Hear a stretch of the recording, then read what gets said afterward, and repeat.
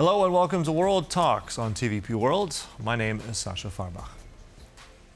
The Balkans are once again in the spotlight. In Moldova, the leaders of Germany, France and Poland visited to show Europe's backing for the country's EU ambitions.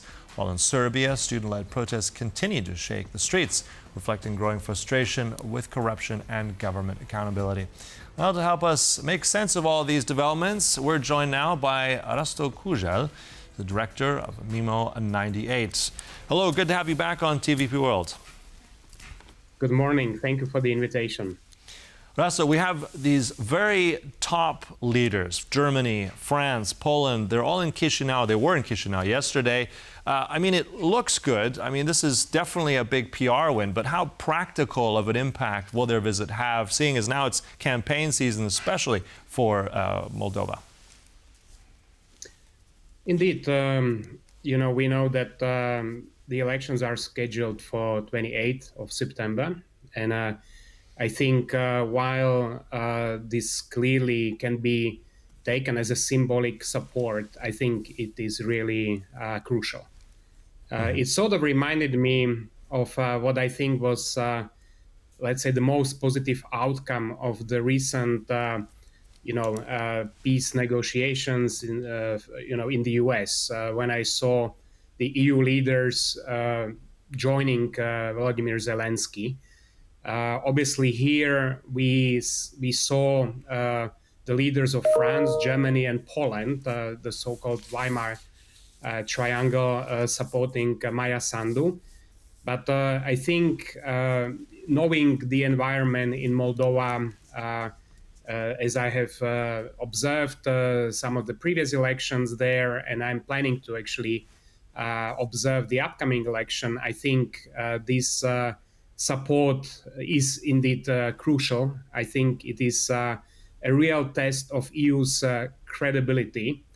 There is a real danger there that with the Russian interference, Moldova could follow the path of Georgia. And I think this is what is well understood in the EU. And I think this is the reason why these leaders decided to actually come personally and support Maia Sandu on the Independence Day. Mm-hmm. Also, one leader there, Prime Minister Donald Tusk of Poland, it wasn't his first time in Chisinau. I want to ask particularly about Poland's role and also what Donald Tusk said yesterday. He said, no safe EU, no safe Poland without an independent Moldova. So what kind of strategic weight does Poland have in all this? How significant is it, and how much can Warsaw help in all this?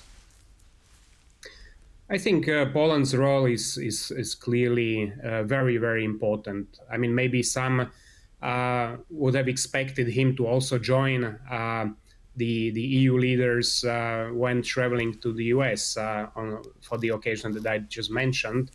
But I think here, it was super important, for Donald Tusk to join the other two leaders of the Weimar Triangle. And he's absolutely right in the message that he conveyed yesterday, because I think Donald Tusk also understands that, EU's credibility, hinges on sort of ensuring Moldova is not another Georgia. And again, in this, Poland does play a big role as clearly the sort of biggest country of the Central Europe, and so I think that message was very important. Mm-hmm. An important message indeed, and we know that Maia Sandu, the president, also narrowly winning her own presidential campaign not so long ago. I mean, a lot matters here in this election. As you said, it's September 28th, that's coming up, but it's looking difficult. I mean, it looks like she may lose, and her political party and allies may lose that election in parliament. What happens if that occurs? What is plan B for Maia Sandu for these European aspirations? Well, I think it's still very open. There is still a month before elections, so many things could happen. But indeed, as you pointed out, she was herself re-elected by a thin margin. And I think this is, this is what we could expect also from the parliamentary elections. I think it is really up to the Moldovan citizens to choose, because there are definitely many things at stake. It is really very simple from that perspective. I think it's, Moldova could choose to join Europe, and sort of secure, the whatever the European Union can offer, or be dragged back into Moscow's sphere. And I think this is what we have already seen. The sort of interference that Russia has been leveraging against Moldova in particular. I mean, the sort of amount of money that is being siphoned into the campaign. These are all unprecedented things, and I think this is primarily the reason why the EU leaders decided to actually take this step. And despite the fact that it's 1 month before elections, they decided to actually come personally and sort of show their support to Maia Sandu. Yeah. You also mentioned interference, political interference, very much pointing to Russian interference. I mean, there were reports also, there was this training camp in Bosnia where operatives were prepared for stoking unrest in Moldova. We have cases like that. It's not the first time we're hearing this as well. So how critical is this, and how much of a danger are these kind of influence forces for this upcoming elections that are so very close? It is important, and especially we see actually how this type of violence could erupt. We see it in real time in Georgia. We will be speaking shortly about the situation in Serbia. But clearly, I think what is really at risk is not only the outcome of the elections, which again, as I think, it will be really not a huge difference between those who will win and those who will lose. And this is, I think, the big danger of polarization, which already we know that the country is already polarized, and so.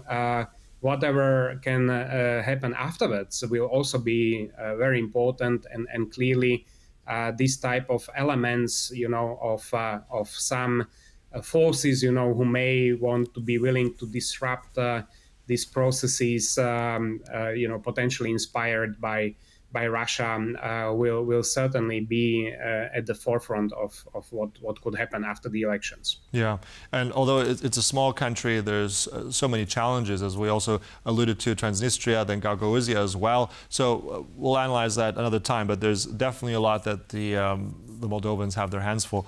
You mentioned Serbia, so let's move in geography a little bit further west.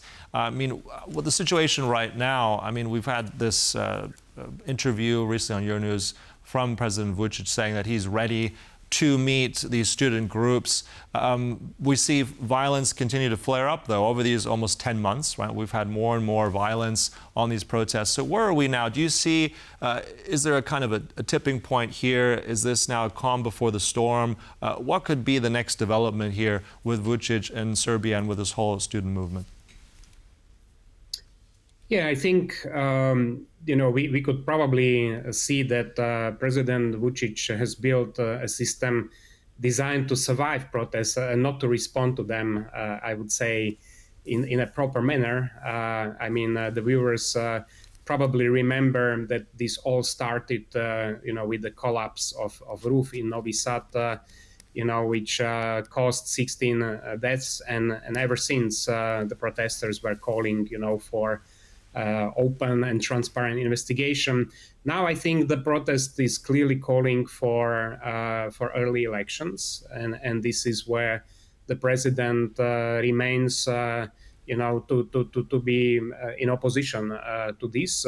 So it is indeed visible that particularly for the last couple of weeks we have seen this the violence basically being on rise, and yeah, I think it remains to be very, very difficult to predict what will be the outcome of this. But I think the protests really clearly are testing,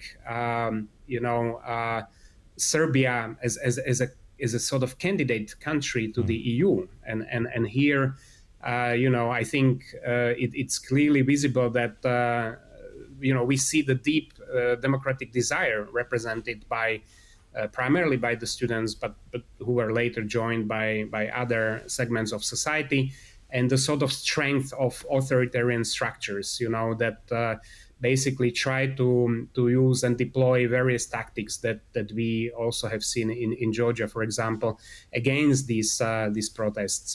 So it is, in my view, a real test of EU, how it will actually resolve these. I mean, will it sort of be based on values or realpolitik?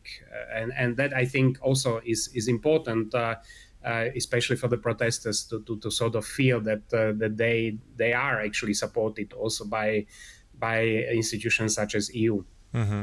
And at the same time, I mean, the EU is going through a very, very delicate balancing act, right? I mean, they've been also not very critical too much of Serbia and of their president, at the same time also not trying to turn the cold shoulder. But some critics have said that they have turned the cold shoulder to the student movement. But we'll look at how that all plays out in the next weeks to come. Look, an absolute pleasure always. Thank you so much. Rasto Kužel was our guest this morning. Good to see you. Thank you so much. Thank you so much. And thank you for watching. That concludes World Talks here on TVP World. But stay tuned, much more coming up right here on TVP World. Goodbye.